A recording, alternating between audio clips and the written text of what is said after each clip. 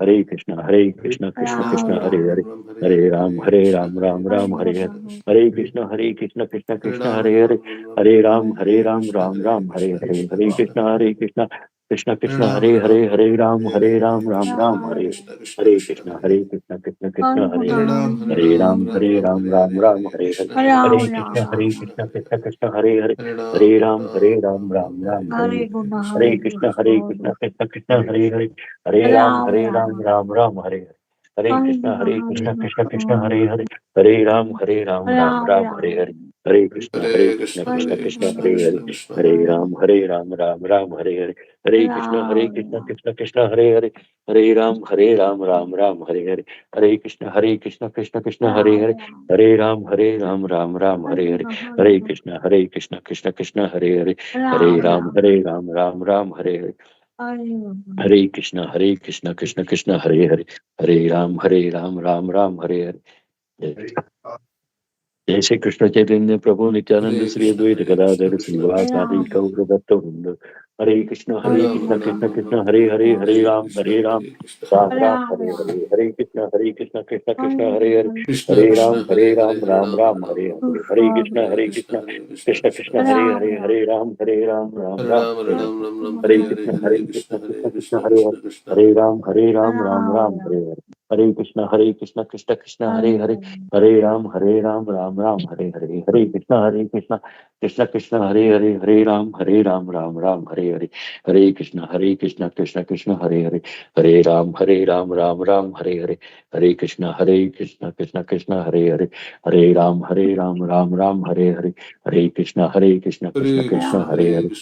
Ram, Ram Hare Hare. Hare Krishna, Krishna Krishna, Hare Ram, Ram Hare Hare. Hare Krishna, Krishna Krishna, Hare Hare, Hare Ram, Ram Hare Hare. Hare Krishna, Krishna Krishna, Hare Ram, Ram Hare Hare. Hare Krishna, Krishna Krishna, Hare Ram, Ram Hare Hare. Hare Krishna, Krishna Krishna, Hare Ram, Ram Hare Hare. Hare Krishna, Krishna Krishna, Hare Ram, Ram Hare Hare. Hare Krishna, Krishna Krishna, Hare Ram, Ram Hare Hare. Hare Krishna, Krishna Krishna, Hare Ram, Ram Hare Hare. Hare Krishna, Krishna Krishna, Hare Ram, Ram Hare Hare. Hare Krishna, Krishna Krishna, Hare Ram, Ram Hare Hare. Hare Krishna, Krishna Krishna, Hare Ram, Ram Hare Hare.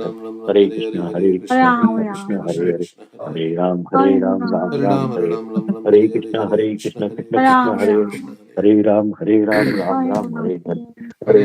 Hare Krishna, Krishna Krishna, Hare Ram, Ram Hare Hare. Hare Krishna, Krishna Krishna, Hare Ram, Ram Hare Hare. Hare Krishna, Krishna Krishna, Hare Ram, Ram Hare Hare. Hare Krishna, Krishna Krishna, Hare Ram, Ram Hare Hare. Hare Krishna, Krishna Krishna, Hare Ram, Ram Hare Hare. Hare Krishna, Krishna Krishna, Hare Ram, Ram Hare Hare. Hare Krishna, Krishna Krishna, Hare Ram, Ram Hare Hare. Hare Krishna, Krishna Krishna, Hare Ram,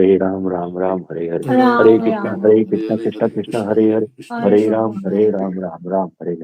Hare Krishna, Krishna Krishna, Hare Ram, Ram Hare Hare. Hare Krishna, Krishna Krishna, Hare Ram, Ram Hare Hare. Hare Krishna, Krishna Krishna, Hare Ram, Ram Hare Hare. Hare Krishna, Krishna Krishna, Hare Ram, Ram Hare Hare. Hare Krishna, Krishna Krishna, Hare Ram, Ram Hare Hare. Hare Krishna, Krishna Krishna, Hare Ram, Ram Hare Hare. Hare Krishna, Krishna Krishna, Hare Ram, Ram Hare Hare. Hare Krishna, Krishna Krishna, Hare Ram, Ram Hare Hare. Hare Krishna, Krishna Krishna, Hare Ram, Ram Hare Hare. Hare Krishna, Krishna Krishna, Hare Ram, Ram Hare Hare. Hare Krishna, Krishna Krishna, Hare Ram, Ram Hare Hare. Hare Krishna, Krishna Krishna, Hare Hare, Hare Ram, Ram Hare Hare, Hare Krishna, Krishna Krishna, Hare Hare, Hare Ram, Ram Hare Hare, Hare Krishna, Krishna Krishna, Hare Ram, Ram Hare Hare, Hare Krishna, Krishna Krishna, Hare Ram, Ram Hare Hare, Hare Krishna, Krishna Krishna, Hare Ram, Ram Hare Hare, Hare Krishna, Krishna Krishna, Hare Ram, Ram Hare Hare, Hare Krishna, Krishna Krishna, Hare Ram, Ram Hare Hare, Hare Krishna, Krishna Krishna, Hare Ram, Ram Hare Hare, Hare Krishna, Krishna Krishna, Hare Ram, Ram Hare Hare, Hare Krishna, Krishna Krishna, Hare Ram, Ram Hare Hare, Hare Krishna, Krishna Krishna, Hare Ram, Ram Hare Hare, Hare Krishna, Krishna Krishna, Hare Ram, Ram Hare Hare, Hare Krishna, Krishna Krishna, Hare Ram, Ram Hare Hare, Hare Krishna, Krishna Krishna, Hare Ram,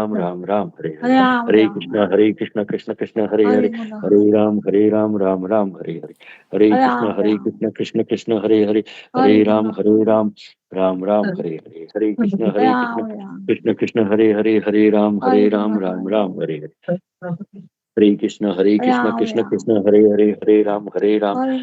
Ram Hare Hare, Hare Krishna, Krishna Krishna, Hare Ram, Ram Hare Hare, Hare Krishna, Krishna Krishna, Hare Ram, Ram Hare Hare, Hare Krishna, Krishna Krishna, Hare Ram, Ram Hare Hare, Hare Krishna, Krishna Krishna, Hare Ram, Ram Hare Hare, Hare Krishna, Krishna Krishna, Hare Ram, Ram Hare Hare, Hare Krishna, Krishna Krishna, Hare Ram, Ram Hare Hare, Hare Krishna, Krishna Krishna, Hare Ram, Ram Hare Hare, Hare Krishna, Krishna Krishna, Hare Ram, Ram Hare Hare, Hare Krishna, Krishna Krishna, Hare Ram, Ram Hare Hare, Hare Krishna, Krishna Krishna, Hare Ram, Ram Hare Hare, Hare Krishna, Krishna Krishna, Hare Ram, Ram Hare Hare, Hare Krishna, Krishna Krishna, Hare Ram, Ram Hare Hare, Hare Krishna, Krishna Krishna, Hare Ram, Ram Hare Hare, Hare Krishna, Krishna Krishna, Hare Ram, Ram Hare Hare, Hare Krishna, Krishna Krishna, Hare Ram, Ram Hare Hare, Hare Krishna, Krishna Krishna, Hare Ram, Ram Hare Hare, Hare Krishna, Krishna Krishna, Hare Hare Ram, Ram Hare Hare, Hare Krishna, Krishna Krishna, Hare Hare, Hare Ram, Ram Hare Hare, Hare Krishna, Krishna Krishna, Hare Hare, Hare Ram, Ram Hare Hare, Hare Krishna, Krishna Krishna, Hare Hare, Hare Ram, Ram Hare Hare, Hare Krishna, Krishna Krishna, Hare Hare, Hare Ram, Ram Hare Hare, Hare Krishna, Krishna Krishna, Hare Hare, Hare Ram, Ram Hare Hare, Hare Krishna, Krishna Krishna, Hare Hare, Hare Ram, Ram Hare Hare, Hare Krishna, Krishna Krishna, Hare Hare, Hare Ram, Ram Hare Hare, Hare Krishna, Krishna Krishna, Hare Hare, Hare Ram, Ram Hare Hare, Hare Krishna, Krishna Krishna, Hare Hare, Hare Ram, Ram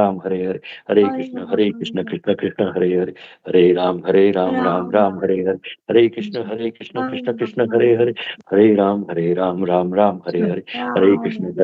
Krishna Krishna, Hare Hare, Hare Ram, Ram Hare Hare, Hare Krishna, Krishna Krishna, Hare Hare, Hare Ram, Ram Hare Hare, Hare Krishna, Krishna Krishna, Hare Hare, Hare Ram, Ram Hare Hare, Hare Krishna, Krishna Krishna, Hare Hare,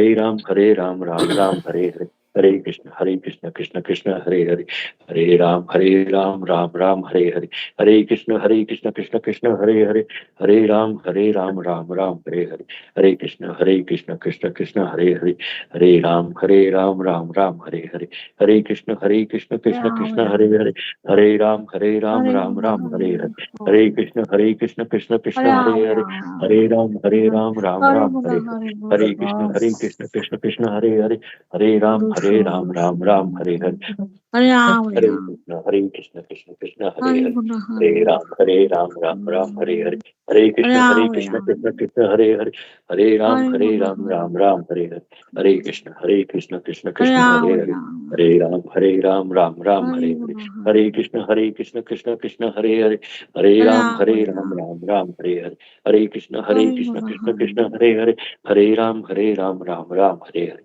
Hare Krishna, Krishna Krishna, Hare Hare, Hare Ram, Ram Ram, Hare Hare, Hare Krishna, Hare Hare Krishna. Sorry, We will read Srimad Bhagavatam now. sorry, Krishna, Hare Hare, Ram Ram,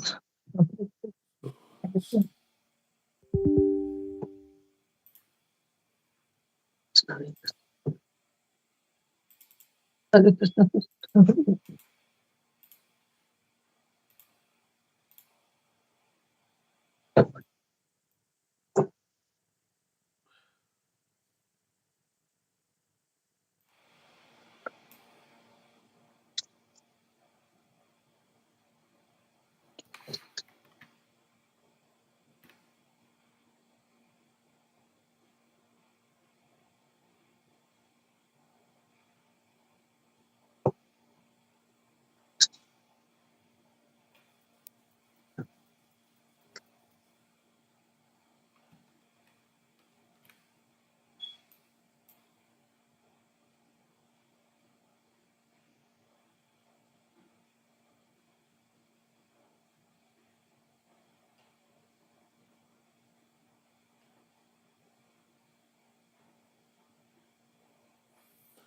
Okay, so we'll read Srimad Bhagavatam now. And we are on this part of this historical incident with Chitraketu Maharaj that his son has died. Narad Muni and Angira, they have come and they brought his son back to life. And the son started speaking to Chitraketu Maharaj, giving transcendental instructions about the difference between the body and the soul. And now we are in the section when Narad Muni is instructing Chitraketu Maharaj. He's giving some instructions. Or actually it is the son who is speaking. Okay.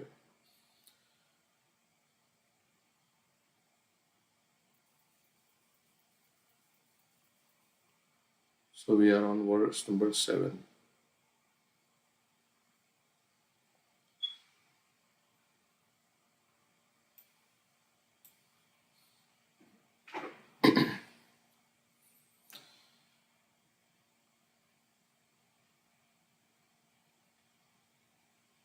नित्यस्यार्थस्य सम्बन्धो हि अनित्यो दृश्यते नृषु यावद्यस्य हि सम्बन्धो ममत्वं तावदेव हि. A few living entities are born in human species and others are born as animals. So out of all the living entities, human beings are in minority. Only few are born in human species. Although both are living entities, the relationships are impermanent. So the relationship between a human being and an animal or between human beings, everything is impermanent. All the relationships are impermanent. An animal may remain in the custody of a human being for some time, and then the same animal may be transferred to the possession of other human beings.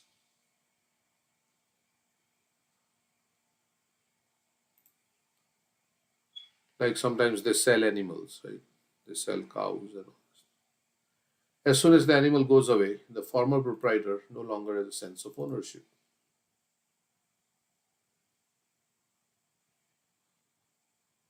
So it's like we sell our car, right? Or things like that. Something that we have, we sell our house, or as soon as we sell, then we are not attached to that thing. As long as the animal is in his possession, he certainly has an affinity for it. But as soon as the animal is sold, the affinity is lost. So the affinity is only till we think it is mine. Then There is all the attachment is there. But as soon as you sell it, then there is no, it's now somebody else's property. Well, actually, it was not your property in the first place, also, because everything belongs to God. But because you are attached to it, you think this is mine. So, for some time, you have a sense of ownership. Okay, so let's see. Aside from the fact that the soul transmigrates from one body to another, even in this life, the relationships between living entities are impermanent, as exemplified in this verse. The son of Chitraketu was named Harshashok, or jubilation and lamentation.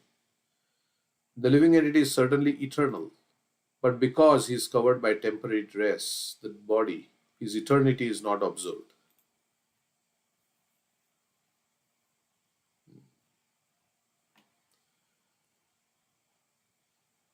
Dehinosmin yatha dehe kaumaram yovanam jara. So in the spiritual world, we don't have this dress, this temporary dress, this costume which we are wearing here. That's why everybody is eternal there, and you can observe the eternity of all the living beings is observed, is perceivable there. But here, because the soul quits his body and the person is gone forever, so we are covered in this temporary dress. That's why Prabhupada is saying eternity is not observed. The embodied soul continually passes in this body from boyhood to youth to old age. Thus, the bodily dress is impermanent. Just like when we are young, we have certain dress. Then we grow in size. Then those dresses are no longer useful. And we have to discard those dresses. Or after some time, you don't grow. There are 6 transformation body goes through. Body is born, body grows, then body becomes like it is maintained for some time. It produces some byproducts like children. Then it starts dwindling, and then finally it vanishes. There are the 6 transformations the body goes through. So our dress, whatever, so many dresses we have, and after some time they may get torn. It may get torn or something. Like my socks get torn, then you discard this socks, and then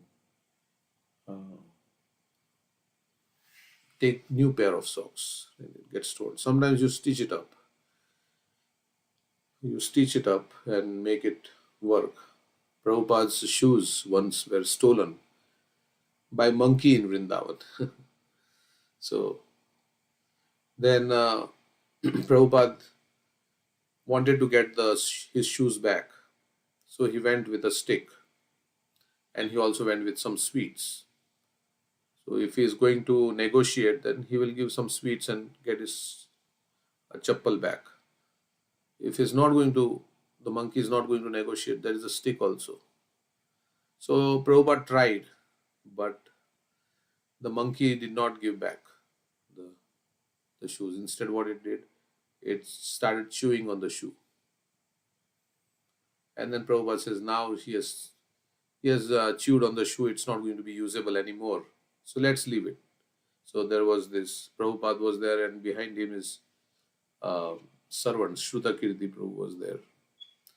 And so the Shrutakirti Prabhu describes in his book, What's the Difficulty?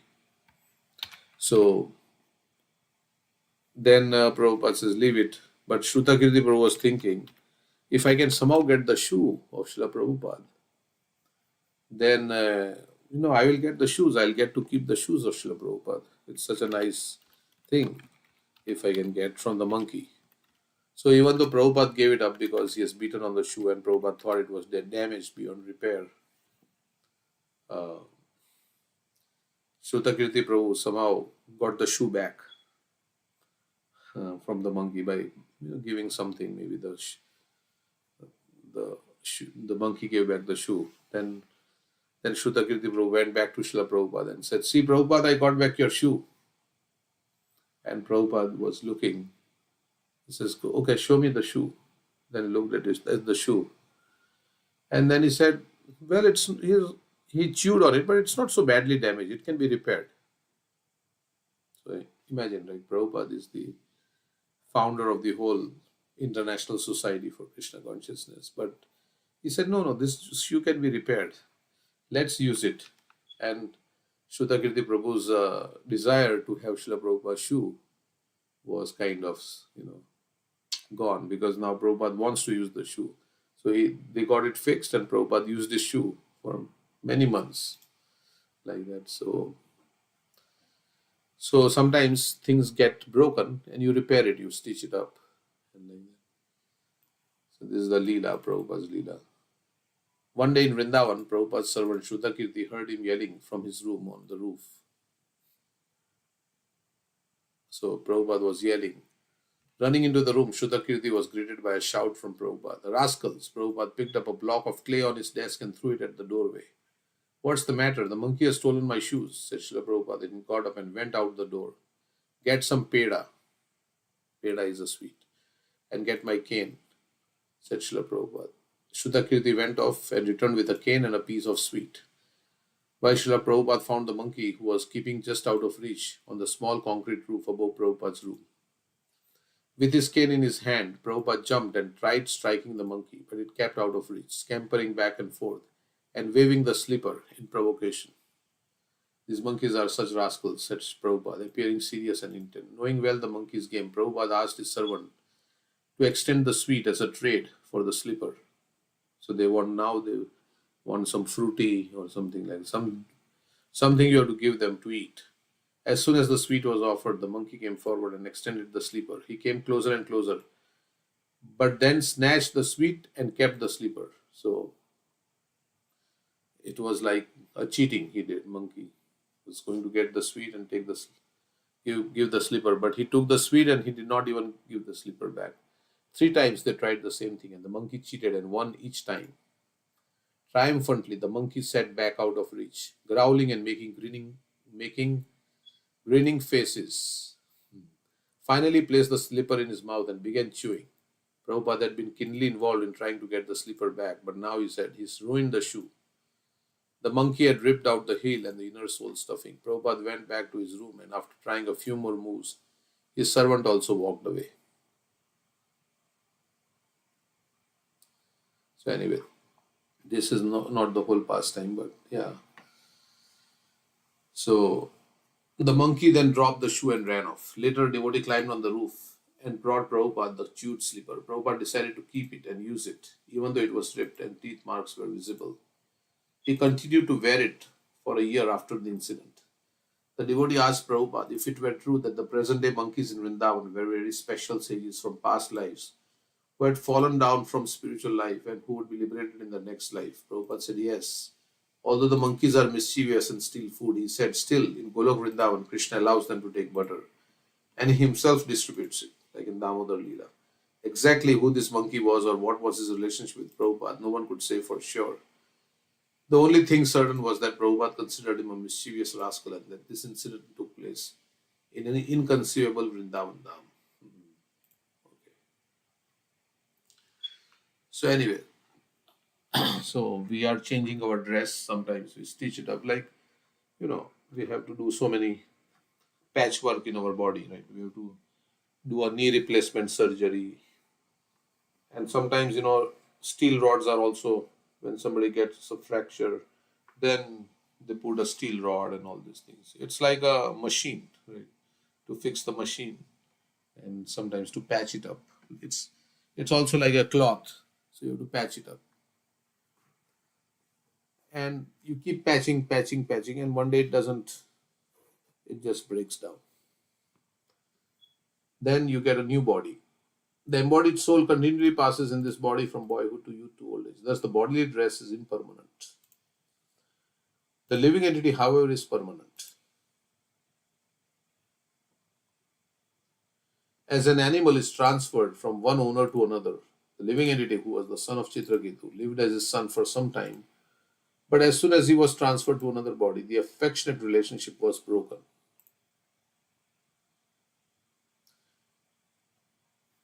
As stated in the example given in the previous verse, when one has a commodity in his hands, he considers it his, but as soon as it is transferred, it becomes someone else's commodity.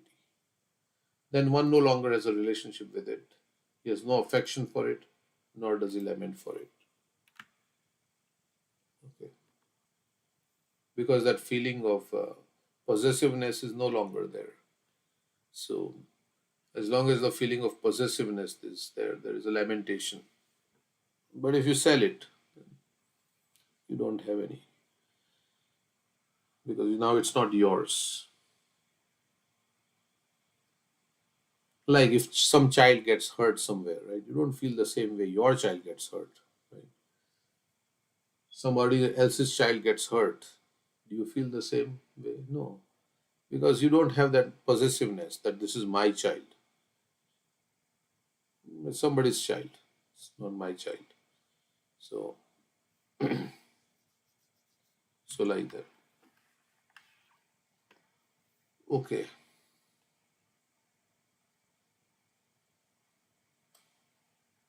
So all the things we are experiencing because of our possessiveness of that thing and attachment to that thing. So we are feeling um, all the emotions.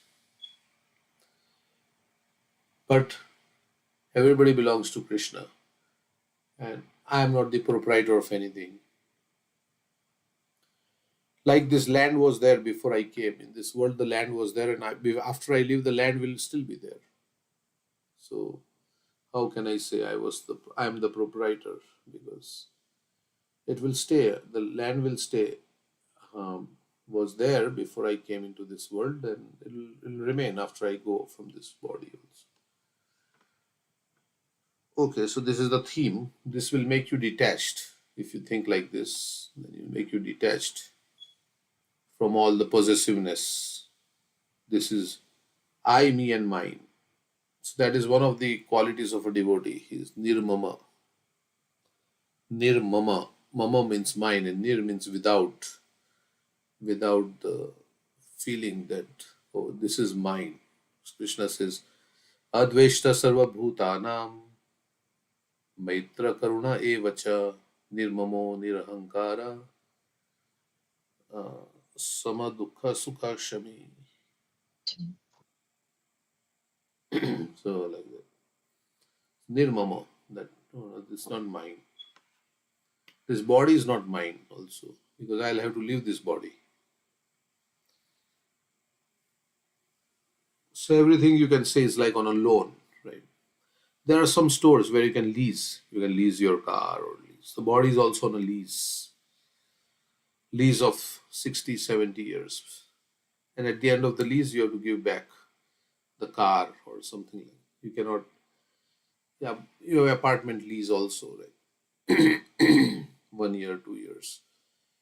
So it's everything is on lease, and our body is on lease for a longer period of time. If we are karma, so we think it's mine, but no. If I live in an apartment on a 5 year lease, I cannot start thinking this is mine. So similarly, this body is not ours. We'll have to quit one day. So don't give too much, like don't lavish too much affection on this body and all these things. Realize that you are the soul. Keep the body healthy because it's a car. A car is required. Some people polish their car, every day. They'll wash the car. They'll sparkle the car. Like make it look very nice and very glittering. But the purpose of car is to go from place A to place B. It's not meant to just make it shiny. It's meant to achieve your purpose, right? You have some work to do, you have to buy groceries. So you go in the car and get your groceries. If you just polish the car and let it sit in the driveway, what good is that car? Even though it may look very attractive, but it's not fulfilling its purpose. So similarly, our body, we may make it look very nice and beautiful and very healthy. But what is the purpose of this body? The purpose of this body is to become Krishna conscious in this human body. So if you're not using it, then what's the use? It's like a car which is polished and kept. Like you are seated in a train. In India, we have trains, and you have first class AC compartment, right? First class AC means you can sit in the train, and it's very nice. It's hot outside, so you can sit in the AC compartment. Maybe there is some nice seat to sit on, but the train is not moving towards its destination. Then, then it's better to be in a second class in another train, which is moving towards its destination. So you may have very nice body, very beautiful body, but if the body is not being used for self-realization, then it's better. Then it's no use. Then it's better to not have such a beautiful body and just have not so beautiful body, but still use the body for self-realization.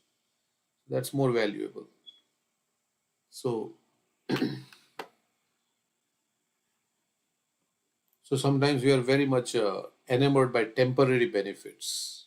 We get too engrossed in our temporary benefits that we forget to chant the holy name. We can't chant 16 rounds because we are too much engrossed in temporary benefits, in my job and all these things, my family, and which is all temporary. Everything is temporary.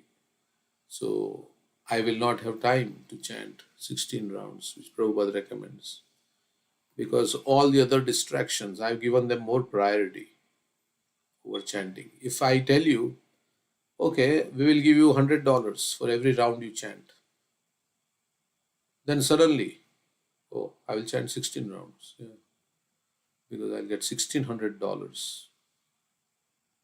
So that is the, but actually we are getting much more wealth, which we can take with us. But we are not interested in earning that wealth which we will take with us. We are interested in this temporary wealth in this life, of short life of few years.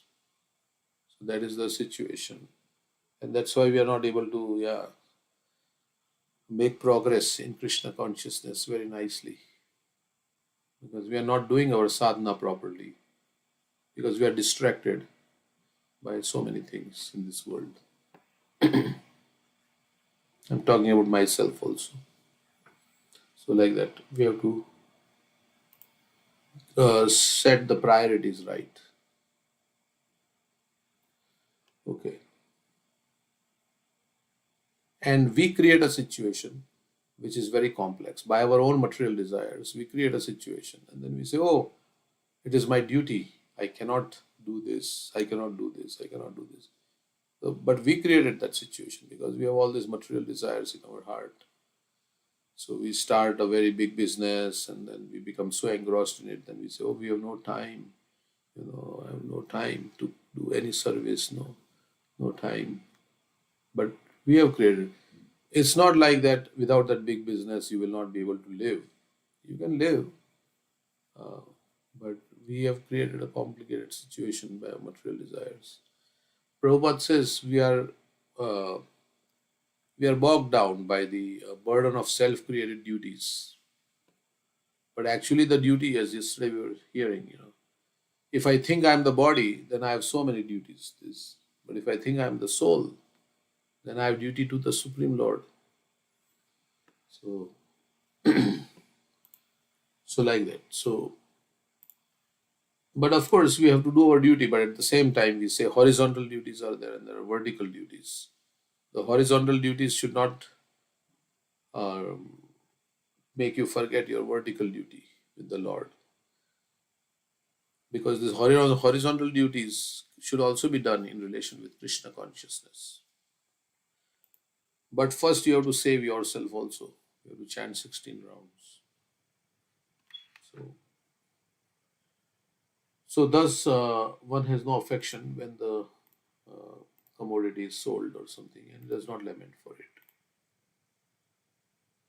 If you have a car and your car got dented, right, you feel very sad. But if you sold your car and then it got dented, or it got into in some accident, somebody else's. Now you'd say it's not my lookout, it's their lookout, it's their car.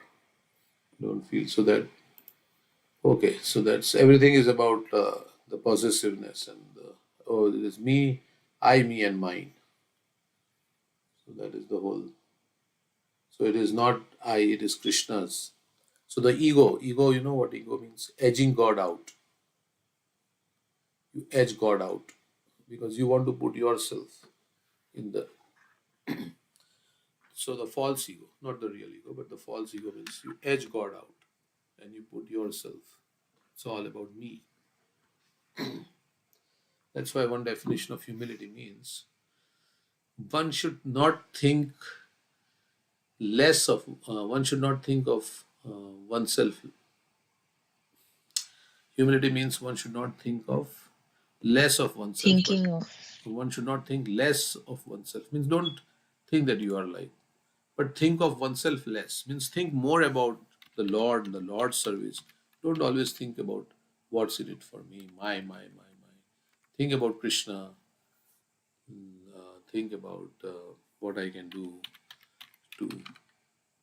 And if you really want to think of yourself, then think of yourself as the servant of Krishna, your spirit soul. Humility is not thinking less of yourself, but thinking of yourself less. Means don't think about I did this, I, all the time. I. Think about Krishna, Krishna's devotees. Okay.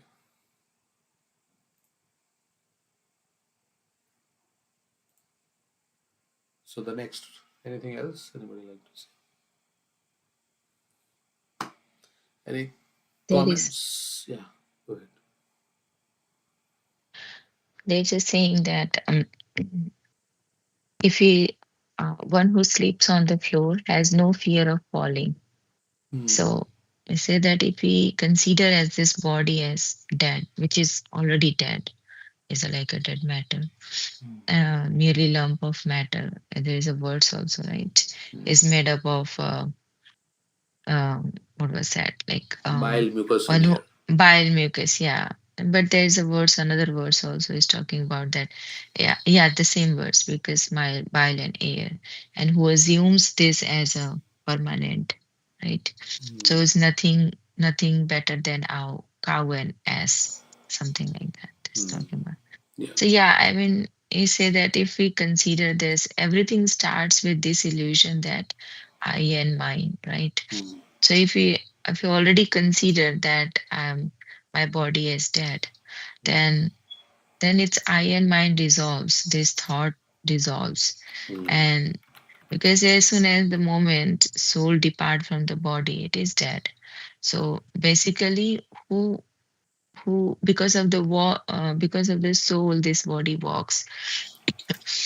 So we should identify this body as like I am this body, this is my house, my family. um, so because this is not truly ours, it is all connected with the body and it will go away when the body dies. So yeah, I mean, yeah, the verse is also talking about, right? Isavashamidam sarvam yat kincha jagatyam jagat ten tyaktena bhunjita mam gadakasti svidhanam. So it's all come from Lord, and we are just using our own quota, right? We accept other things, and which it's all belong to the Supreme Lord. Yes. Okay.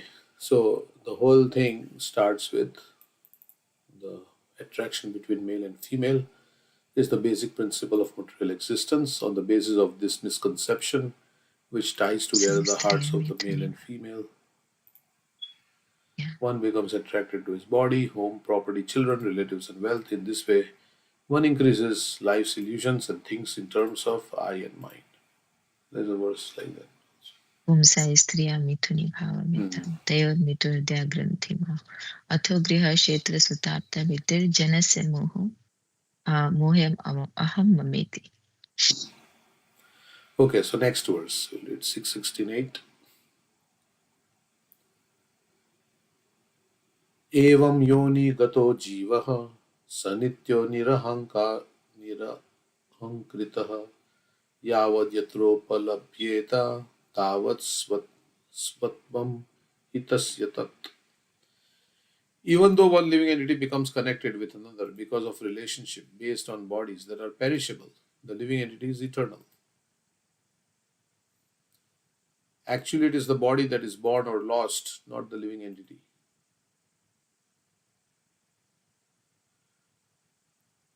One should not accept that the living entity takes birth or dies. So there is no birthday for the soul. So if we really uh, we really understand who we are, then we will say, I have no birthday because I was always there. I did not take birth. I am the soul. But because we are identifying with this body, that's why it is saying, we are saying, oh, it is my birthday today. It's my birthday. I mean, as if I took birth on this day, and before this I was not existing. Before also you were existing. So that's why in previous, in India, many people in the past, they didn't remember their birthday. If you ask your grandmother or grandmother, they didn't give so much attention to this day because it's just another day. So many people are getting born, right, every day. What is so special about this? Like that. So they didn't remember their birthday. But now everybody's thinking, oh, it's my birthday. Yeah, it's my birthday. Yeah. So, okay, if you think it's your birthday, then you should think, yeah, Krishna gave me another chance to be born in human form of life. So let me celebrate by chanting more on my birthday. Let me chant Hare Krishna more. Let me serve the Vaishnavas. Let me go to temple, do some service, like for Krishna. Let me tell others about Krishna, how merciful Krishna is. So that is the real way to celebrate the birthday. Otherwise, devotees do celebrate with kirtan and things, but otherwise they celebrate with all these balloons and there's no meaning really. It's all ignorance because first of all, you are not the body. You're eternal. There was no birth for you. And birth in this material world means there is death also.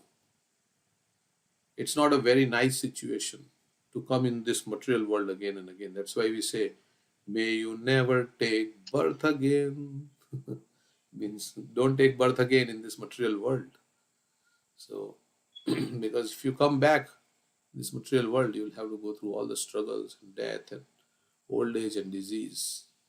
So you can't get one without the other. You come in this material world, you get. So, and the reason we came into this material world is because we have turned away. So, are we celebrating? Oh, last life I failed. Last life I should have gone back to Godhead. But I failed. That's why I got another birth. Because I was not supposed to take birth. But I got another birth. So, are we celebrating our failure? If you fail in an exam, then you say, oh, and now I'll throw a party. I'll throw a party, because I'm celebrating that I failed. So, actually, we failed. We should be feeling ashamed. I failed in going back home, back to God at last life. I got, but Krishna is so merciful. He gave me another chance. So like that also you can think. Maybe I'm speaking very little strongly, but this is all the misconception which Bhagavatam is, dispelling. One should not accept But that the, we yeah, but we celebrate our Acharya's appearance and disappearance day yeah, also. But the thing is that if the body, and I mean, you are saying right, I'm not denying that. But if the body is used for like upset, like in this lifetime, if someone used the body to uh, approach the Lord, so that is a success, right? yeah. So that's why on birthday or any other day, Yeah. actually for any other Mhm. day, you should serve the Lord. You should chant Hare Krishna, and don't be in the limelight. Don't steal the limelight away from Krishna. Always put Krishna in the limelight. So, so like that, we can say like that. The birthday means the limelight has been stolen by me, but put Krishna in the limelight. We say, right, that's what ego means, to edge God out. and put ourselves in the center. So don't do that. On the birthday, That is do one of the meaning of humility, yeah. not So anxious. don't try to put yourself in the center. Everybody's taking pictures and like this and all this. It's okay. I mean, one level, it's okay because we are in ignorance. So, but I'm just saying that then distribute, do some Shastra Dan, give some knowledge to others, give some Bhagavad Gita, give them some. All the people you invite, have kirtan, talk about Krishna. That's the real way to celebrate birthday. And our birth, we have taken so many. Every day is a birthday because every time we died, we have had so many lifetimes in this material world that we were born on practically every day of the year and multiple times. So in my last life, my birthday was some other day when I got a material body. In this life, it's this day. So like that, it's going on. But we want something just because it has now become the custom, right? The custom. It's my birthday, so we celebrate. So devotees can celebrate by coming together, chanting Hare Krishna, like that. And we should be grateful. Oh, Krishna gave me another chance to go back, to get out of the cycle of birth and death, that's especially in human body. So one should not accept that the living entity takes birth or dies. The living being actually has no relationship with so-called fathers and mothers. As long as he appears as the son of a certain father and mother, as a result of his past fruitive activities, he has a connection with the body given by that father and mother. Because of karma, some connection is there. Thus, he falsely accepts himself as their son and acts affectionately. After he dies, however, the relationship is finished. Under these circumstances, one should not falsely be involved with jubilation and lament. So, this kind of, all these things kind of dampens our spirit of false enjoyment. That's why we don't like to hear all these things. Because when you have desire to enjoy, let's say I have desire to eat meat, and you tell me that meat eating will take you to hellish life, then I don't want to hear that because ignorance is bliss. We want to remain in ignorance so that we can enjoy. But a devotee is attached to truth. He is truthful and he is attached to truth. So he is attached to the truth. That what is the truth of life? I want to know that. I don't want to be in false illusion. So when you have that, then you will accept, yes, what Bhagavatam is saying is true. I am not up to the mark. My consciousness is not up to the mark. But what Bhagavatam is saying is true. So that is how one can actually approach the truth. First, you have to theoretically accept, yes, this is the truth.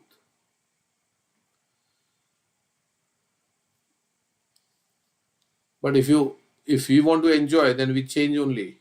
We don't want to hear this. Then there is no possibility that we will accept this one day in our heart. So when the living entity lives within the material body, he falsely thinks that he is the body, although actually he is not. His relationship with his body and his so-called father and mother are false, illusory conceptions. These illusions continue as long as one is not enlightened about the situation of the living entity. So many verses in the Bhagavad, right? In the second chapter of Bhagavad Gita, Krishna spoke so many verses on this. And in these two chapters, previous chapter was also like that. Going on and on. Because this is the biggest, illusion in this material world. Okay, so the next word is also like that. Esha Nityo Vyayaha Sukshma Esha Sarvashraya Svadrik Atma Maya Gunir Vishwam Atmanam Shijate Prabhu. So, Vaishnav, I was hearing one class. Who is a Vaishnav? Who knows who is who and what is what. Vaishnav means one who knows who is who. Means he knows who am I, who is the Supreme Lord, who are the demigods, like that. So he knows everything. What is the position of Lord Shiva? What is the position of all the Devtas? And what is what? Means what is the way? What is reality? What is illusion? What is the way to get out of the illusion? When he knows everything, so he must be very well versed. Vaishnava means he must be very well versed in the scripture so that he knows exactly. Okay.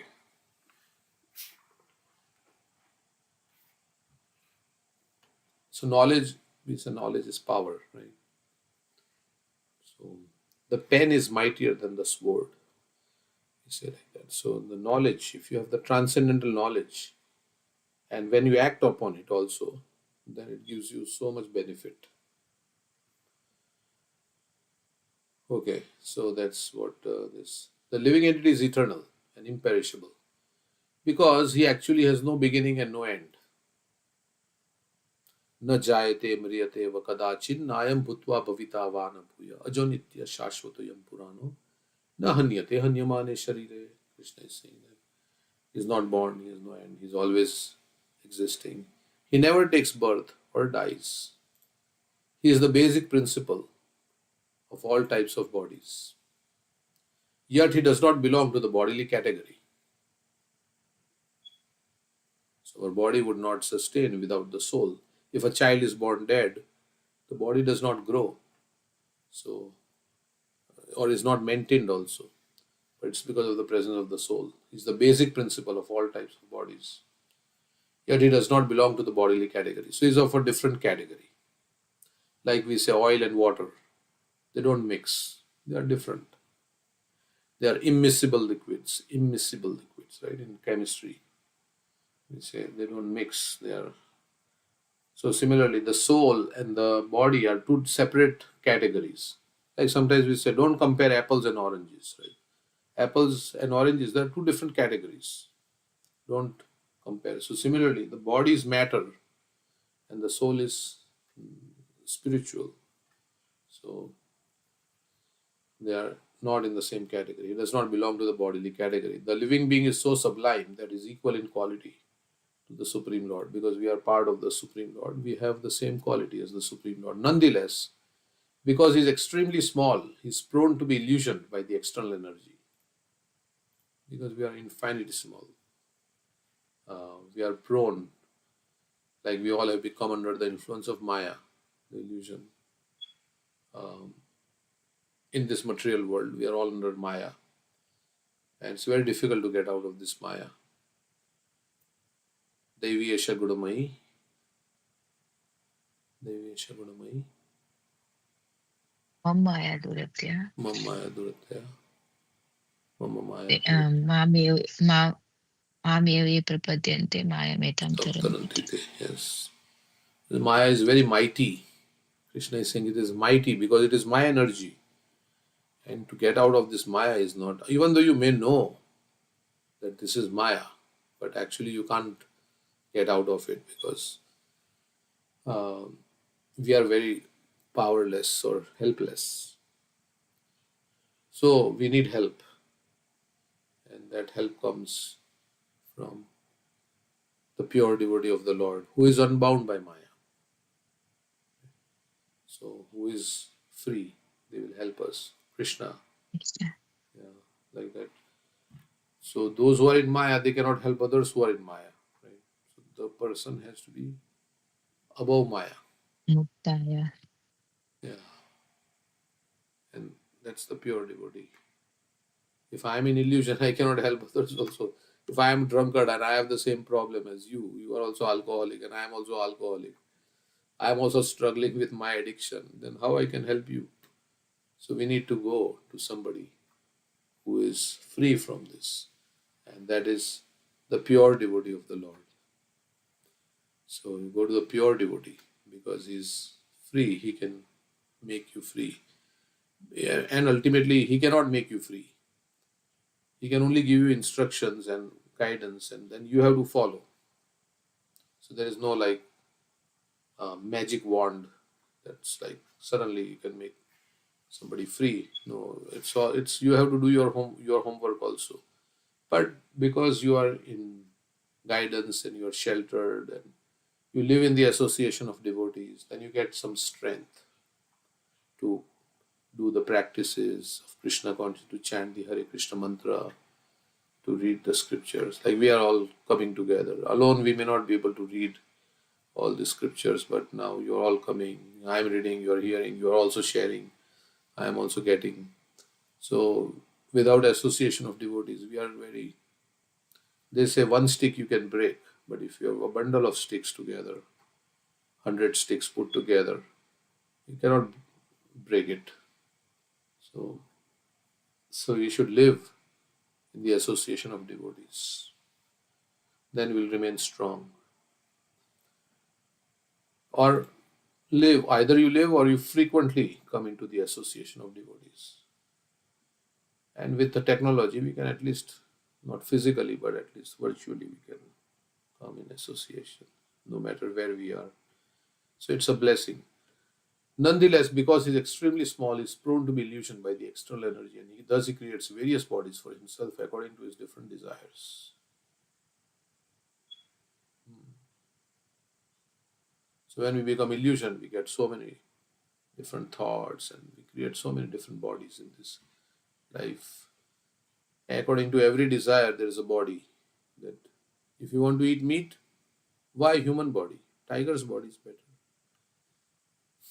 If you want to, like many people like surfing, go up and down. We are waiting for the waves and surfing.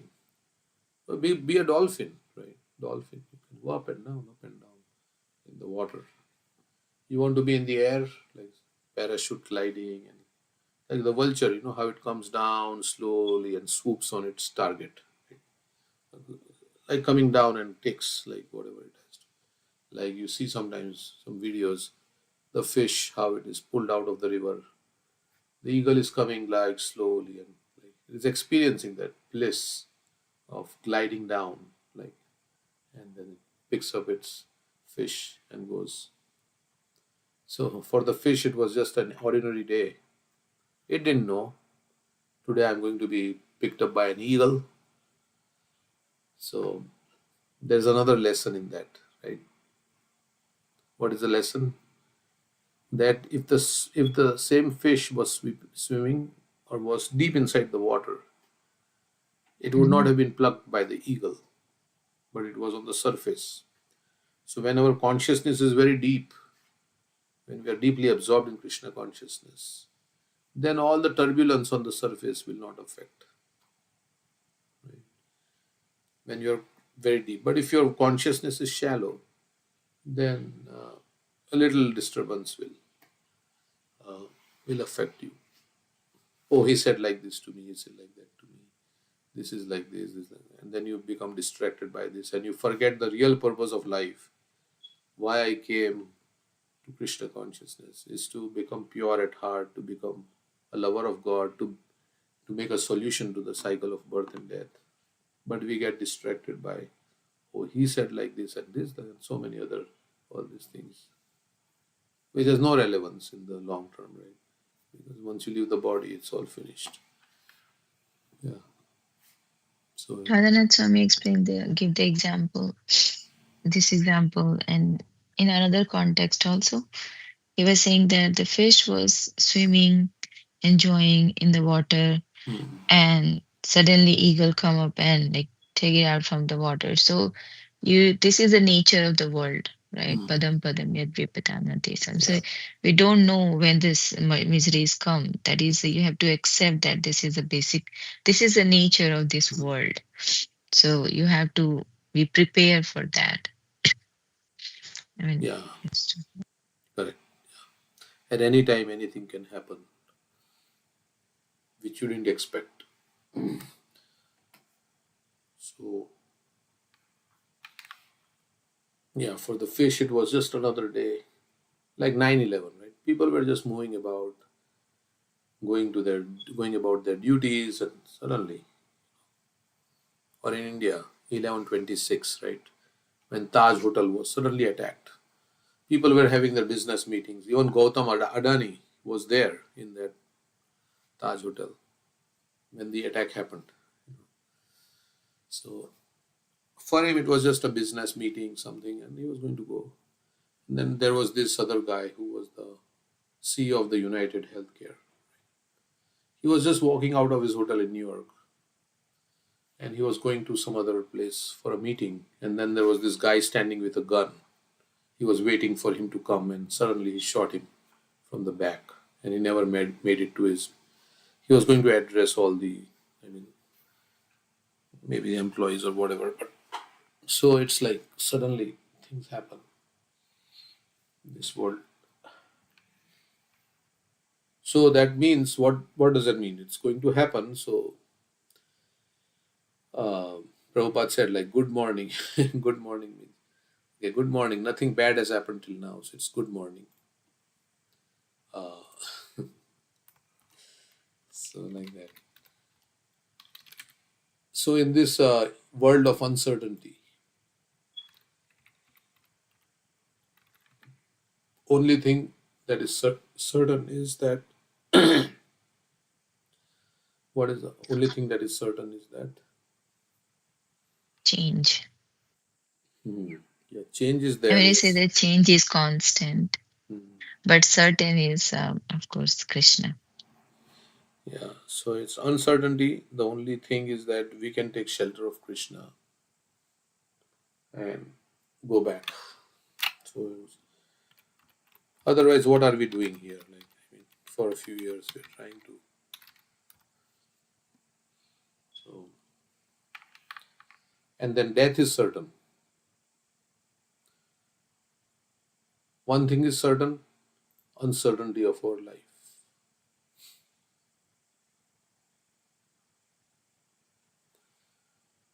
When will the call come to go? Okay. In this verse, the philosophy of Achintya Bheda Abhed, simultaneous oneness and difference, is described. Sometimes we may think, oh, we are speaking too much pessimistically. Yeah, it's pessimistic, but it is also not pessimistic, it is realistic. To be falsely optimistic is also no good. To be falsely optimistic is no good. It may feel nice, but it's not. It's better to be realistic than to be falsely optimistic. Because in reality, if you live in reality, then you can uh, make solutions. Right? Prabhupada gave the example that when eagle comes to uh, kill the rabbit closes its eyes and imagines there is no eagle because it that way it gets relief from stress. Seeing the eagle coming towards it, it's a very horrible situation. So he closes its eyes, and then does it does it mean the eagle has gone away because the rabbit has closed his eyes? No. Mhm. So so like that. So we close our eyes. That's what we say. Ignorance is bliss. So here Prabhupada says this.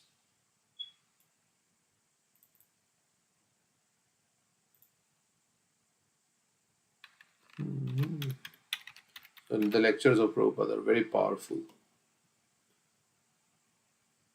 So these things you have to pass. And again disease, again old age, and again death, and again birth. This is bhayam tivram. By the spell of Maya, by illusion, we are thinking, now we are making very much progress. What progress have you made? Have you stopped birth, death, old age, and disease? These troubles are awaiting. Janma mrityu jara vyadi, dukkha doshanu darshanam. You should always think that I am waiting for the miserable condition. It is already a miserable condition. Even in living time, there are threefold miseries. Even you sit down peacefully, then the mosquito will bite you, bugs will bite you, and you will get some letter from, or and you will get some letter from some enemy. Somebody will send you some notice, and it will create some problems like that. So even if you cannot sit down peacefully, if you think now I'm sitting at my home very peacefully, so many things will disturb you one after another. That is called tivram, bhayam tivram, means intense. But we are so bold that we are not afraid of it. That is foolishness. If we become overbold, then we say, I don't care for these things. That is foolishness. Muda. Therefore, they are called mudas. He is awaiting so many troubles in birth, death, old age, and disease. Therefore, the atheist class, they want to forget this. They think that there is no life after death. Just like I have given several times the example. The rabbit, when there is some enemy, it will immediately kill him and he closes the eyes, so there is no enemy. So similarly, we have become so foolish about this birth cycle of birth and death, and we do not even ever think that how to get out of this birth and death and threefold misery of this material world. That means the whole subject matter of suffering is this material body. But we are accepting this body. Therefore, there are so many troubles.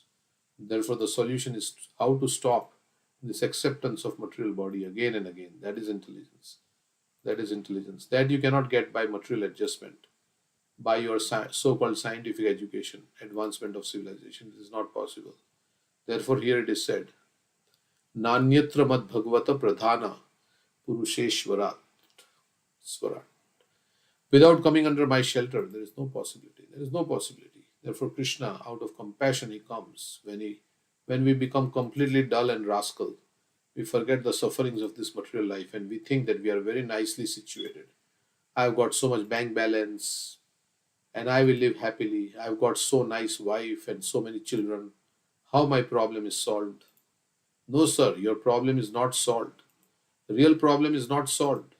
This temporary, you may have some facilities. This is called Maya.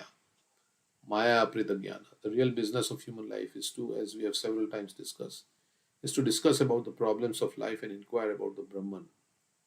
Athato Brahman Jigyasa. Okay. Then it goes on to say, what is the most wonderful thing? Like my mother passed away, right? But I'm living as if I'm not going to die, right? Right before in your eyes you have seen some of your relatives pass away, right? But still you don't get affected like who it did get affected. Gautam Buddha, right? He got affected.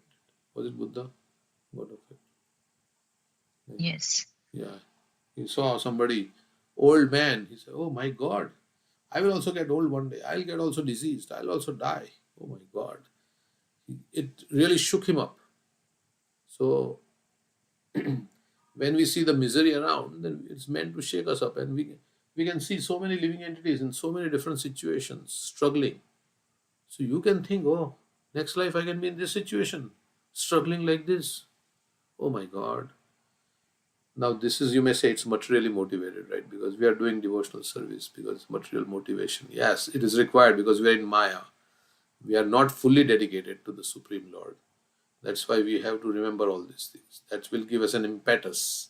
And then when you get taste in bhakti, then it becomes, you don't have to think about all you, because you got taste in serving Krishna.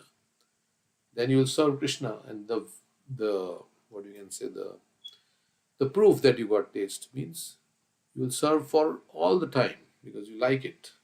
And full time you'll serve Krishna.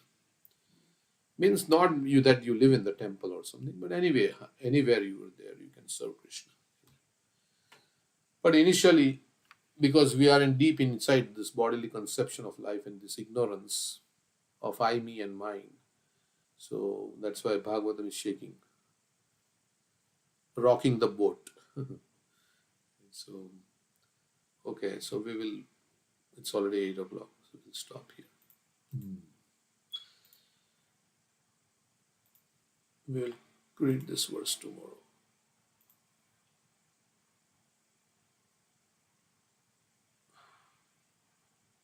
Okay, now, I think that's why many devotees are saying, right, we keep the death in front of your eyes. Then we understand that urgency of, like, if we say that if something is like, the problem is like you become like complacent in this material world.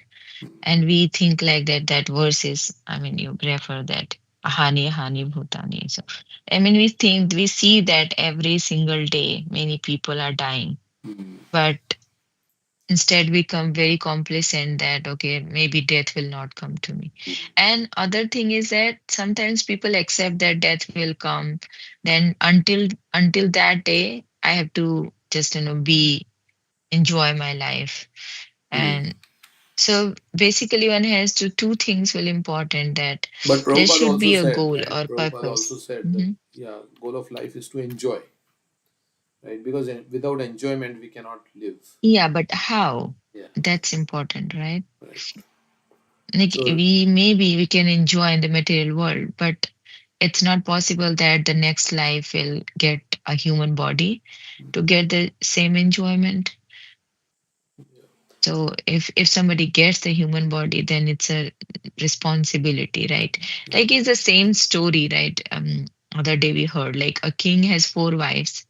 First wife he loves so much, and second wife he wherever he go out, he took that second wife to show others, and third wife is the wife that whom he consult, like if he wants to share something secrets or suggestions or decisions, so he consult his third wife, and he ignored completely his fourth wife.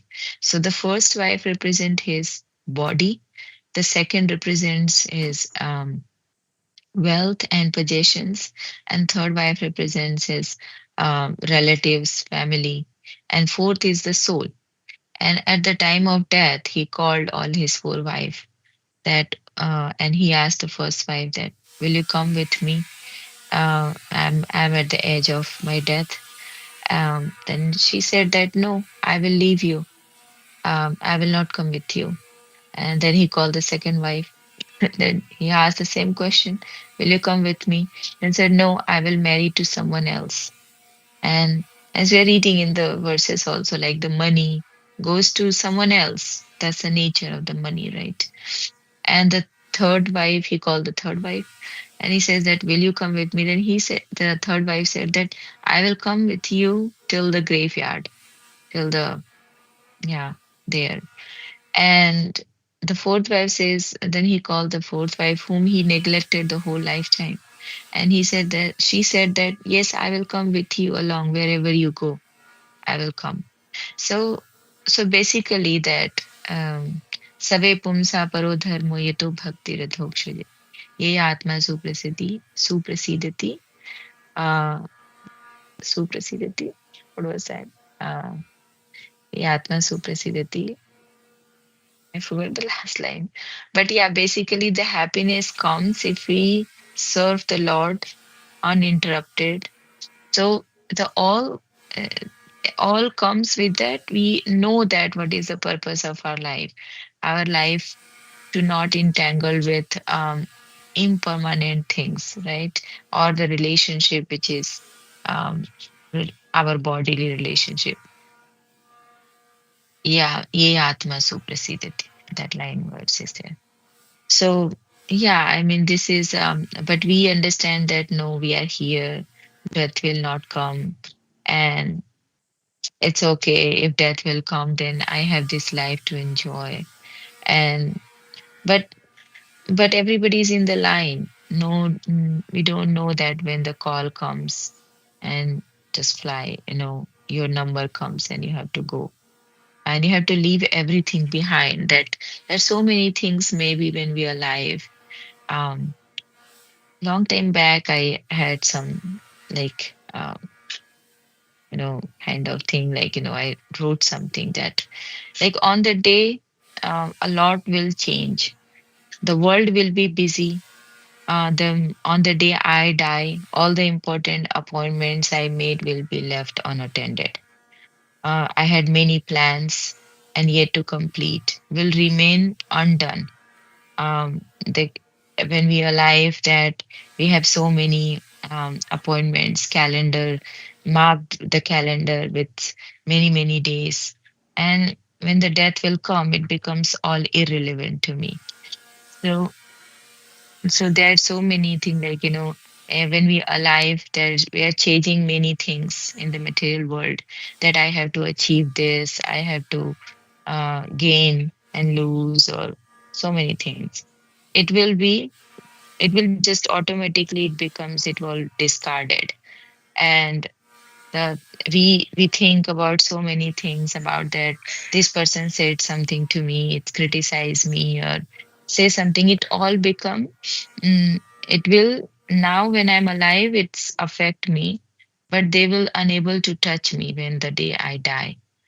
So many arguments, I believe that I can won here, and I can, like, bring a satisfaction if I win this argument, or engage into any discussion, something like that. But it all becomes nothing. Like, there is nothing to actually win and lose. Um, there's so many, um, calls, notifications, text we need to like answered or unanswered. But at the day I will die, it's all the urgency will be quiet. So there's so many regrets about past, present, and it. But at the time of death, it all gone away. So, like this, I was thinking that, all the small and large anxieties, that I am like, I because they steal our sleep. I'm talking about myself. They're still sleeping from each night will become powerless. So when we understand that death is certain, it will come, then how, and whatever the things it becomes so necessary now at present moment, it will be, it has no meaning after that. It's like a all chaos will end, the story will end as soon as my body dies. So we understand that this body story will gonna end, but my soul journey will continue, right? So one has to focus on the what my soul requires, what the mm, duty for the soul, as you were speaking, that the horizontal duty and vertical duty. So yes, of course, we have others' duty.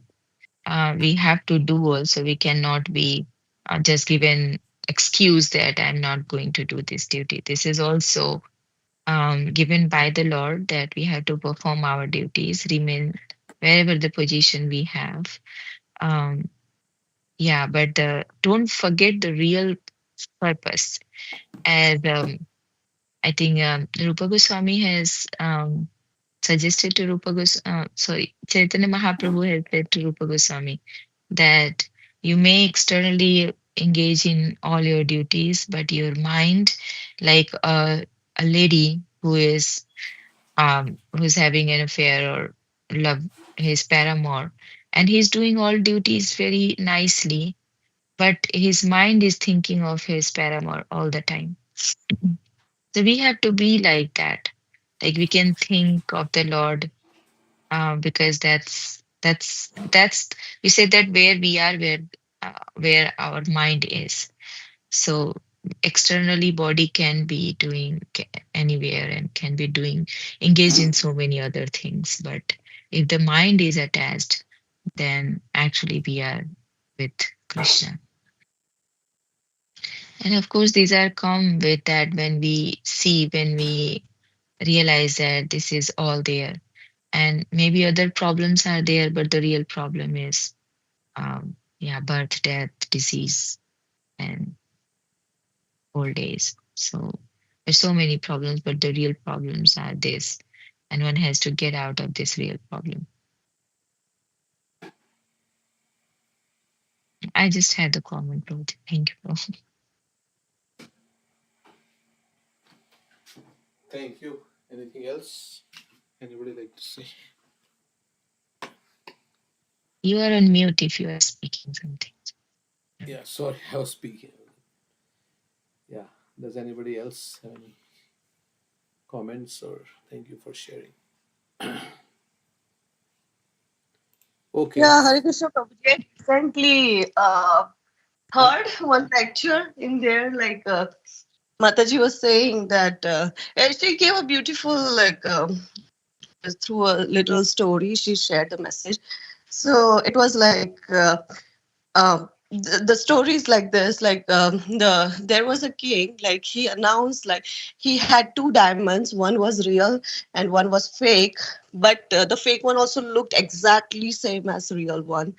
And like he invited like people to come, and whoever is able to identify whether the diamond is real or fake, he will give like a big reward.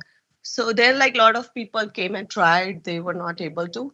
Then like a blind man came, and blind man confidently said, I can like I can say which one is real or fake.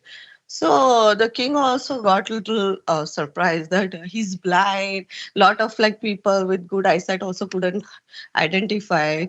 So then what he did, the blind person, like, yeah, blind person, like after some time, he was able to say like this one is real, and this one is fake. So king was very happy. Like he said, like how, like uh, you are blind, you don't have eyesight, also still you able to identify.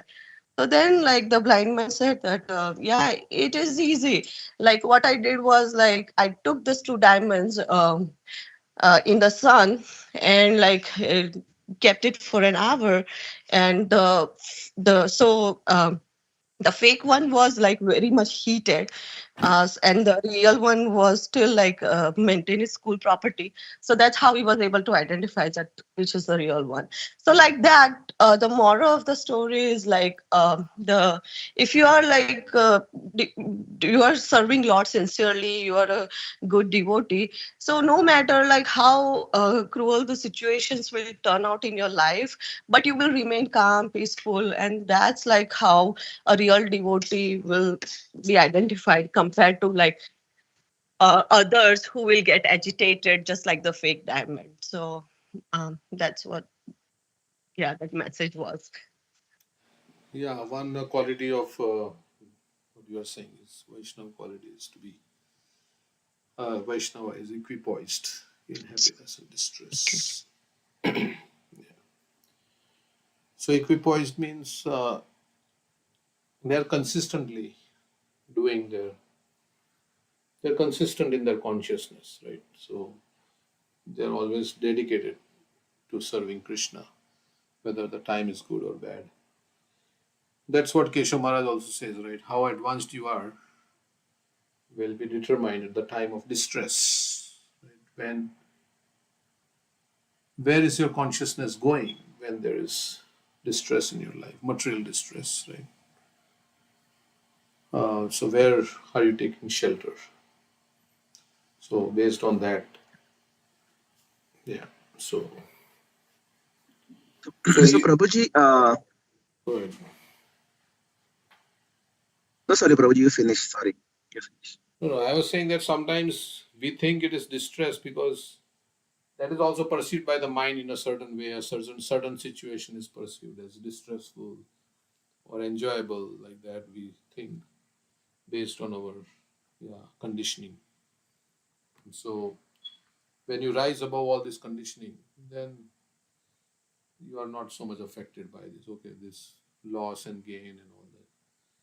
You are equipoised because you know ultimately there is nothing to gain, nothing to lose in this world. I have come empty-handed. But of course, we want to live our life. So if I suffer life, I lose a lot of money, then I feel distressed, right?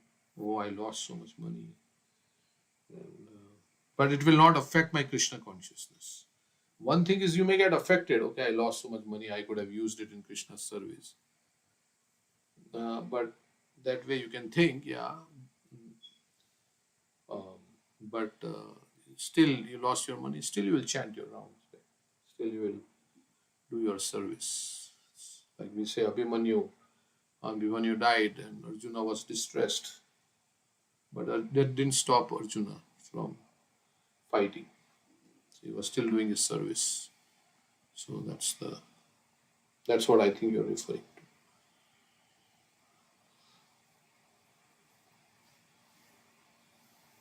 isn't it? Yeah, go ahead, Madhav. You want to say something? Yeah. I was thinking about Priti Mataji was telling about that uh, one is present, especially the, the devotee Uh, in in life, right? Family life. One is just externally present, but internally still the mind uh, is with Krishna. And I'm just giving some example from my life where I sometimes I struggle. For example, and please guide me that let's say uh, my my daughter is going for some sport activity, and I'm attending that sports game, say soccer game, and she's on the field. But as the game continues, but my, let's say, I'm focusing more on chanting, and once the game is over, then daughter comments ask me, how was my game? Have you seen I scored the goal? And at times I say, I don't know. How was it? I mean, then my response is, so which in that case the kid get a feeling that parent is not even watching my game. So that is where I know where it is like little bit of, kids get a feeling that parent is coming but they are not, because he is doing his own chanting at some corner of the field. So that is just one example I wanted to share, where I know we have to strike a balance. But if not, if we just even if I'm physically present and I'm doing, say, chanting of Hare Krishna Mahamantra, not paying attention, then kids get a feeling that parents are not interested in. So that is just wanted to share. Sometimes you have to like when they get a new toy, right? They're very excited. Uh, Oh, I got a new toy, right? Like, but obviously you don't feel that excitement. Well, but of course you yeah, feel excited because your child is feeling very happy. So you can sometimes, yeah, show some happiness, right? It's not like you're devotee, so you cannot. You can show some happiness. Yes, it's very good. You did very nice. You can watch also maybe and think of Krishna at the same time. Like so, but yeah, I know because it may not excite us so much, right? What is this? Yeah, some new toy has come, some new car. Like they've got a new toy car, but they are very excited about it. But we are not so excited about it. So because we are grown-ups, right? So, but to encourage them, I mean, to have some feeling, so that they don't feel that my parents are not like neglecting me. But at the same time, that's now soccer game because every child wants to play. But then you have to also give your daughter the real education about Krishna consciousness, so that they also feel excited. Oh, I chanted 4 rounds today. You know, so why they should also feel the same way excited they are feeling in the soccer game. I chanted 4 rounds today. I read a chapter of Bhagavad Gita. I did some service in the temple or some Krishna conscious related activity. Like of course, if when they are grown up, young ones they don't know so much. So that excitement should also be there in that I did something for Krishna. I did some nice service to Krishna. Because otherwise it will be all this material excitement only. Oh, I scored a goal and I did this and I did that and yeah. So, so that also should be there. Correct? I don't know. Those who have children, they can say more on this. So you should also encourage them. Okay, oh, now you read this chapter, you read this book. It's nice. What did you understand from this? Can you please share with me?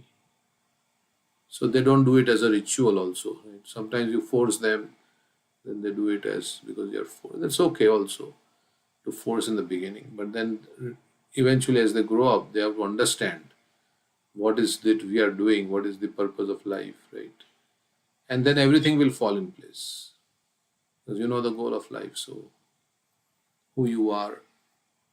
One devotee was saying we are suffering from identity crisis. Identity crisis.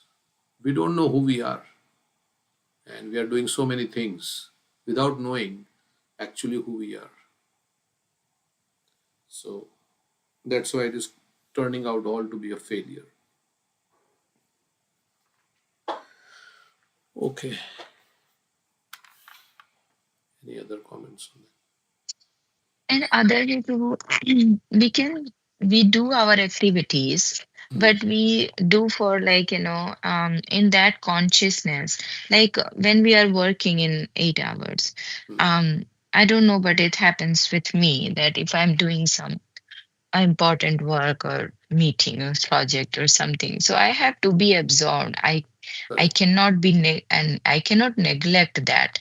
But we before doing a work, we can think that I'm doing it for Krishna because, yeah, because the job I get it. It's a kind of a service that, like, if I'm working as a hospital, so I have to see, like, the patients, they don't get like insurance, and the doctors also. So we should see that, I'm doing it. My duty is to do everything correct, so everyone gets like paid and all these correctly. um so that is my duty, but my consciousness is there. And after, once the work has done, we can dedicate or we can offer, like Krishna says that, right? We do everything, whatever you do, just offer, do as an offering to me. So that also. And um I mean, I don't know, but like, it is possible by the practice that, like, let's say if you do cooking, so, and if you do the cooking every day, you know that what kind of spices you need to put it.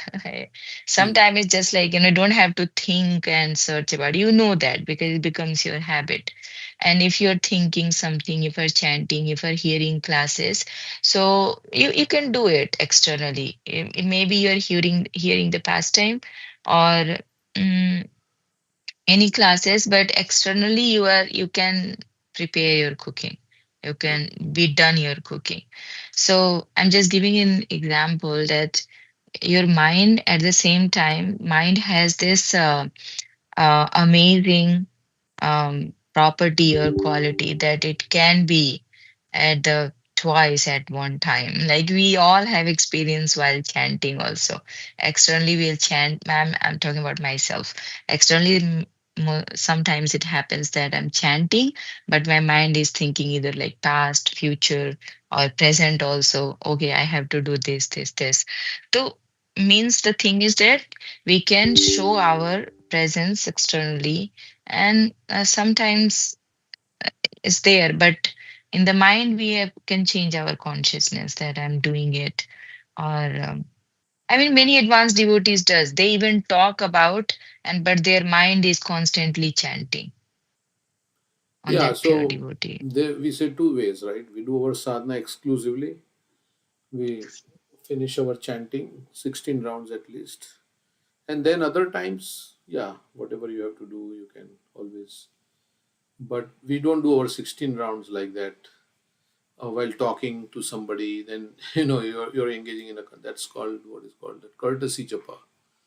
Courtesy japa means you're talking and, well, like, then you're not chanting. Then the other person talks, then you're like chanting. And um, then you are not hearing, you're not chanting properly, and all this. So somehow or other, then you move around with your beat back all day, and you're chanting. So I mean, I understand you are saying this, but we should try to do our rounds exclusively that we have committed.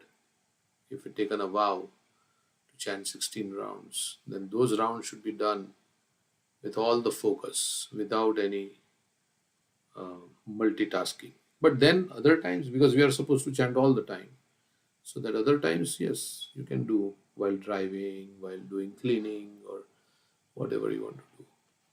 So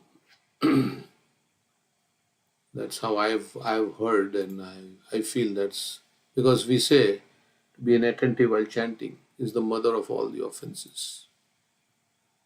So, so we should try, right, when we chant, to chant nicely. And then after our trying also, it may not be sufficient. That's okay. What can we do? Our mind is not in our control. But we are, Krishna says, every time mind goes, you bring it back. And you have to, you inspire yourself. Let me chant this one mantra nicely, as if it were my last mantra. How will I chant? Then let me chant this mantra very nicely with all the love of my heart, pronouncing every word nicely. Hare Krishna, Krishna Krishna, Hare Hare, Hare Ram, Ram Ram, Hare. Then, so you have to, what you can say, inspire yourself, because after some time in the chanting also, it goes down, right? The determination goes down, the whole thing. So you have to constantly keep. If you, the more you can do inspiring yourself, and then you can remember the glories of the holy name and everything. So like that, we have to try. Then from that will come, like what we say, attention comes absorption. From absorption comes attraction. We're talking about the four A's, right? So, and our mind goes everywhere because the taste is not there. If I'm watching a movie, oh wow, if it's a very interesting movie, then then no way the mind is going anywhere else. And in movies, so many things are happening, right? One scene happens, then another scene happens, then you are thinking, what is going to happen in the future? How is this all going to be resolved? And what is the murder mystery? Or so, like that. The mind is like constantly going from one thing. But in chanting, it's only the same mantra, Hare Krishna. Sometimes Bhagavatam reading is also easier than chanting japa, because every verse is a little bit different, right? It will give us some different way, and the purport Prabhupada will make some new points and things like that. So there is some variety for the mind. Mind is looking, because it gets bored uh, with the same monotonous thing, and that's why people want to go on vacation. They want to get some excitement in their life. So when we are chanting, it's the same mantra, same, and we may not be if you're not getting what is the same thing, same sound vibration. So that's why it's very difficult to chant japa. But actually, japa has all the Krishna's name is Nama Chintamani Krishna's Chaitanya Rasa Vigraha. Rasa Vigraha means it's the reservoir of all the rasas. So all the emotions and everything will come when we are experiencing taste. And then we will say one day, oh, how much nectar is this in this holy name, Krishna. I wish I could chant and hear. But that comes by doing attentive. As Rupa Goswami says, Syat Krishna Nama Charitadi Sitapya Vidya Pito Patapta Rasanasya Narochikanu Kintva Adara Danudinam Khalu Saiva Jushta Svad Vikramad Bhavati Tad Kadamulahantri. So that's Anudinam, every day with adar, with respect. So, like that. Also, of course, I know you mean that also, but it's not like, okay, anything else? Yeah, one more thing I just want to say in respect to like raising kids in Krishna consciousness. Like I went to a recent event. I want to compliment Janish Prabhu how he is imbibing practicing his child. Like I saw in the event Advait was handing over waters to all the Vaishnava devotees. I mean, it was a small gesture for him. Probably he don't realize, but I just took a powerful takeaway that that was a way of serving. Like he was serving water to all devotees, and he was like feeling so much joy. And it's like uh, as a parent, he was teaching through action. So I think if we do like small things like that from childhood, I think that would keep Yeah, up the practice. And even when kids grow, yeah, they would, I think, keep these lessons with them and keep serving. yeah. So anybody who wants to get their children trained, They can take guidance from Janish Prabhu. Yeah, how he's training Advait to become service oriented. I take my guidance from you, Prabhuji. So I know you don't have children, but No, if no. anything, I have problems, I come to you. Yeah, so yeah, we have to train our children. Yeah, if they say, yeah, if you don't train your children, then who will train them, right? And they will just do whatever they want to do. So sometimes you have to say a little bit strongly when they are making a lot of mischief and not behaving properly. You have to tell them there should be some control. Like what they say, till 5 years, you have to be like, you have to be very, Give all the love as much as I can. give all the love, and then 5 to 14, first 5 years you give Discipline. them all the love. But yeah, but then also you can train like that. And then 5 to 14 or something like that, you will be very strict. And then afterwards, they are like your friend. So, Yeah, and also I wanted to make a point, like, sometimes I've seen like parents, like they teach a lot of mantras and everything to kids, like they will chant in front of someone. But then the important thing is like, yeah, you teach them theory as well as practical implementation, like both are important. Like if you just keep them teaching the theory and if really they're not going to implement, is also not going to be helpful. So yes, Nandini has um, to become a role model. I don't know about that. I'll try my best, but I'm just saying. A role model devotee for, yeah. So, so you, yeah, you're saying theory and practice both. Okay. So training, that's why they went to Gurukul, right? They were trained to be submissive to the Guru, and they will become obedient and submissive, and they will learn scriptures. So many devotees move, right, from one place to another. Some have gone to Elachua, like Damodar Priya Prabhu, because they are concerned. Yeah, you have to provide your children nice environment, because you can't put them with adults only always.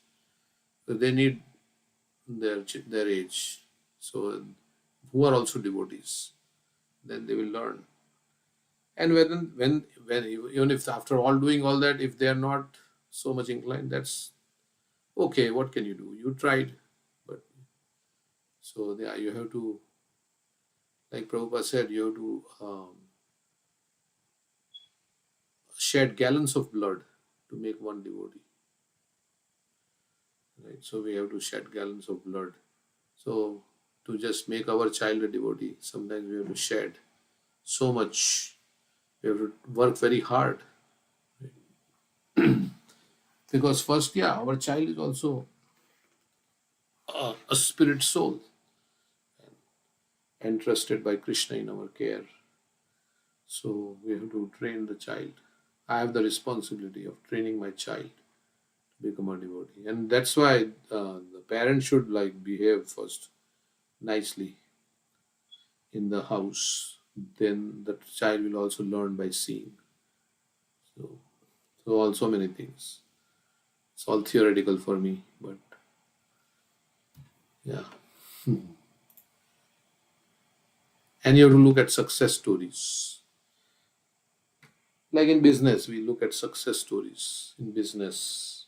How did they become successful? And we learn from them. So, similarly, those who have raised their children in Krishna consciousness, how they have become devotees and they're interested in activism. So, how they did that. So, you can take some guidance from those practical guidance. Okay, so it's 8:30. I think we have the Bhakti Shastri class 9:30. So we'll stop here, but anybody else has any comments? Anything they'd like to say? Even Yashoda, like of course Yashoda and Krishna, they are not in our category of Jiva. They are. But she was also wanting to, the whole Leela is, she wants to discipline her child through love. But she wants to discipline her child through love. If we look at it from another perspective, right? I mean, it's Krishna is God and Yashoda is the internal energy, Radharani is expansion, we could say. But yeah, she's also from just a story point of view. You can say how much Yashoda wanted to discipline her child. She was so making all the efforts to discipline her child so that he will become not a spoiled one. So like that. Okay, of course she was also spoiling the child, right? By no, not spoiling, but she was very affectionate, overly affectionate to the child. She would cook 8 times in the day for Krishna. Of course, this is also another Leela categories. They are not ordinary, but yeah. So at the same time affectionate, but at the same time uh, disciplining.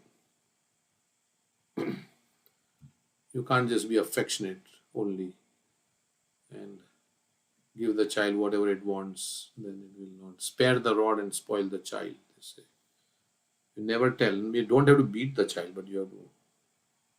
They should have some fear of you, so that they behave properly. Okay, so we will So stop. one other thing before we end, just wanted to say. So I have noticed this. In our community now we have so many kids, Hmm. and each one is trying their best to raise their kid in Krishna consciousness. But each kid is born with their own different personalities. So what works for one might not work for the other. So we Hmm. have to carefully observe, basically, what are strength and weakness of your particular kid, and then try to fan the strength, and then what are the weakness, you work around it. Hmm. Some might like reading books, but others might not. Yeah. Because both my two kids are so different. One likes to be more towards books, but other is very energetic. So try to engage in some sort of activities that would keep him running or going around, something like that. So just thought to share that with. Yeah, according to every individual is different. So according to their nature also, one size does not fit all. So we have to like according to their nature. That's varnashram, right? Also, Brahmana, Kshatriya, Vaishya, Shudra. Everybody has their own psychophysical nature because of their past lives.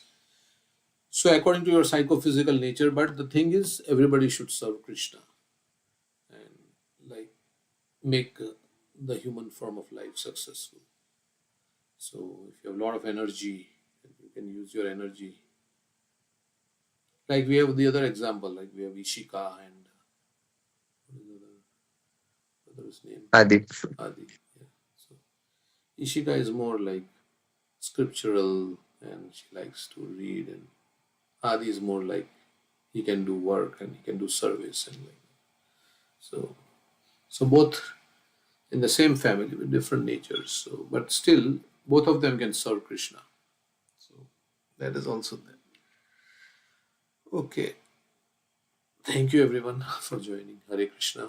We'll see you. Thank you, Prabhuji. Hare Hare Krishna. Krishna. Thank you. Hare Krishna, Prabhu.